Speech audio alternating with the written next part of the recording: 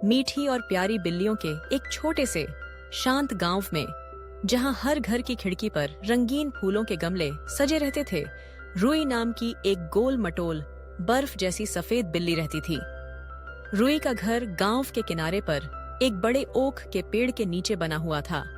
यह एक छोटा सा आरामदायक ठिकाना था जिसमें एक नरम मखमली बिस्तर था जिस पर वह घंटों तक कुलबुलाती रहती थी। एक चौड़ी धूप वाली खिड़की थी जहां वह आलसी दोपहर में झपकी लेती थी, और ढेर सारे रंगीन मुलायम ऊन के गोले थे जिनसे वह अपने छोटे पंजों से खेलना और उन्हें पूरे घर में लुढ़काना पसंद करती थी।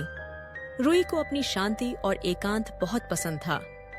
एक ठंडी तूफानी रात में जब हवा चीख रही थी और बारिश की बूंदें पत्तों और छत पर ताल ठोक रही थीं, रुई अपनी पसंदीदा खिड़की के पास बैठी हुई थी। बाहर अंधेरा और डरावना लग रहा था और तेज हवा पेड़ों की शाखाओं को भूतिया हाथों की तरह हिला रही थी। रुई अपने गर्म घर के अंदर सुरक्षित महसूस कर रही थी, अपनी मूंछों को सहला रही थी और कभी-कभी बाहर की बेचैन करने वाली आवाजों पर कान लगा रही थी। अचानक तेज हवा और बारिश के शोर के बीच उसने दरवाजे पर एक धीमी, थोड़ी हिचकिचाती हुई खटखट सुनी। थप थप थप, म्याऊ, रुई ने हैरान होकर कहा। उसकी हरी आंखें बड़ी हो गईं। इतनी भयानक रात में कौन उसे परेशान करने की हिम्मत कर सकता था? गांव की सभी बिल्लियां इस समय अपनी आरामदायक बिस्तरों में दुबकी हुई होंगी। वह धीरे धीरे दबे पांव दरवाजे की ओर बढ़ी। उसकी मुलायम रोएदार पूंछ थोड़ी फूल गई थी क्योंकि वह थोड़ी घबराई हुई थी। उसने दरवाजे के छोटे से छेद से झांक कर देखा। बाहर अंधेरे में एक छोटा सा भीगा हुआ चूहा खड़ा था। उसके छोटे छोटे भूरे बाल बारिश से बुरी तरह चिपके हुए थे।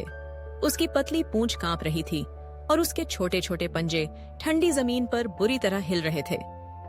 उसकी बड़ी काली आंखें डर और ठंड से भरी हुई थीं। रुई थोड़ी डर गई। बिल्लियां और चूहे तो जन्मजात दुश्मन होते हैं। उसकी समझदार माँ म्याऊ रानी ने हमेशा उसे उन फुर्तीले छोटे प्राणियों से दूर रहने के लिए सिखाया था।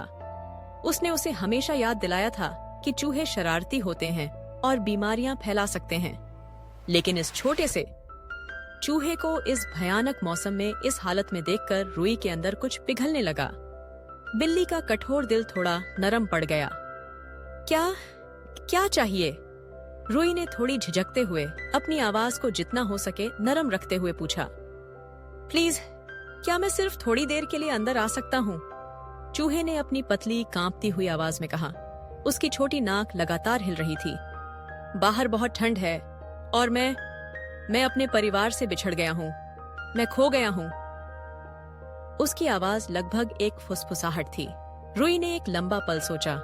उसके दिमाग में उसकी माँ की चेतावनी और इस छोटे से जीव की दयनीय स्थिति के बीच द्वंद्व चल रहा था। अंत में करुणा जीत गई।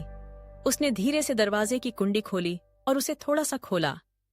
जल्दी अंदर आ जाओ, उसने फुसफुसाया, यह सुनिश्चित करते हुए कि बाहर कोई और नहीं सुन रहा है। चूहा, जिसका नाम चिकी था, तेजी से फिसला और कमरे के एक अंधेरे कोने में दुबक गया जहां रुई अपनी पुरानी टोकरियां रखती थी। चिकी बुरी तरह कांप रहा था और उसकी सांसें तेज चल रही थीं। रुई ने उसे ध्यान से देखा। वह सचमुच बहुत छोटा और बुरी तरह डरा हुआ लग रहा था। उसकी छोटी आंखें कमरे में हर चीज को बड़ी उत्सुकता और डर से देख रही थीं। तुम्हारा नाम क्या है? रुई ने अपनी स्वाभाविक जिज्ञासा को दबाते हुए पूछा। उसकी आवाज अब थोड़ी शांत थी। चिकी, चूहे ने धीरे से लगभग अनसुनी आवाज में कहा। रुई अपने नरम ऊनी बिस्तर के पास गई जो कमरे के सबसे गर्म कोने में रखा था, और उसने अपने पंजे से उसे थोड़ा खिसका दिया जिससे चिकी के लिए थोड़ी जगह बन गई। तुम यहाँ बैठ सकते हो। ये बहुत गर्म और आरामदायक है। चिकी ने रुई को आश्चर्य से देखा। उसकी काली आंखें थोड़ी चौड़ी हो गईं। क्या यह सचमुच हो रहा था? एक बिल्ली उसे अपने बिस्तर पर बैठने के लिए कह रही थी। वह धीरे धीरे झिझकते हुए बिस्तर पर चढ़ा और नरम ऊन में घुस गया। तुरंत उसे गर्मी महसूस हुई और उसकी कंपकंपी धीरे धीरे कम हो गई। उसने एक गहरी सांस ली। पहली बार उसे उस भयानक रात में थोड़ा आराम मिला। रुई ने अपने रंगीन ऊन के गोलों की ओर देखा जो एक कोने में करीने से रखे हुए थे।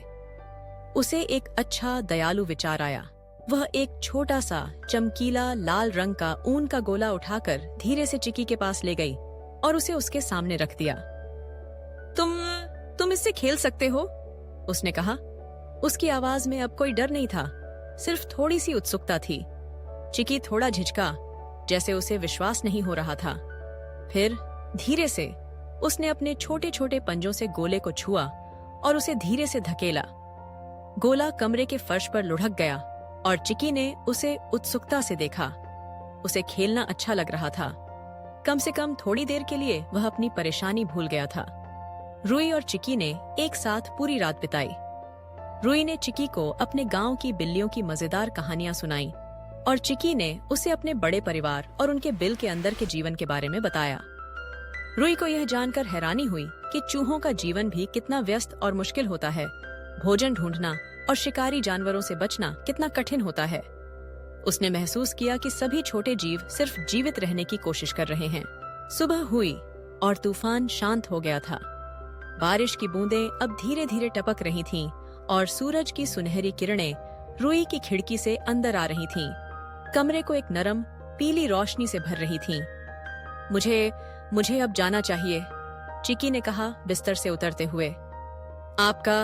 आपका बहुत बहुत शुक्रिया जो आपने मुझे इतनी भयानक रात में अपने घर में रहने दिया।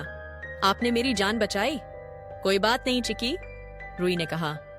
उसे जाते हुए देखकर थोड़ा दुख हुआ। लेकिन तुम्हें अपना घर कैसे मिलेगा? क्या तुम्हें रास्ता याद है? मुझे लगता है कि मैं उस बड़े पेड़ को पहचान लूंगा जिसके पास हमारा बिल है, चिकी ने कहा। थोड़ा अनिश्चित लग रहा था। फिर मिलेंगे।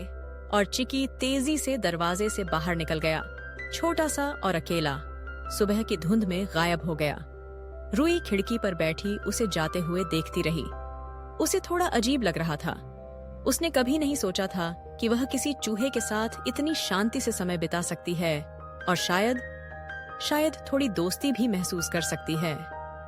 उस दिन से रुई का नजरिया थोड़ा बदल गया। उसने सीखा कि दोस्ती किसी भी रूप में और किसी से भी हो सकती है, भले ही वे कितने भी अलग क्यों न दिखें।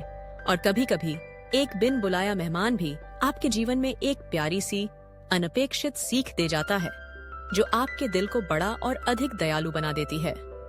रुई अब कभी कभी खिड़की से बाहर देखती थी, शायद चिकी को फिर से देखने की उम्मीद में।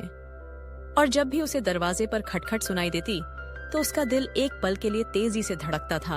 अगर आपको ये वीडियो पसंद आया तो लाइक जरूर करें। और हाँ, जब मेरा नेक्स्ट वीडियो ट्रेंडिंग पर होगा तो रोना मत। और हाँ, मैं सच में आपके कमेंट्स पढ़ता हूँ, तो नीचे जरूर लिखें। चलो फिर लाइक, शेयर, सब्सक्राइब तीनों काम एक साथ कर डालो, क्योंकि असली फैंस वही होते हैं जो पूरा सपोर्ट देते हैं। और मस्त रहो।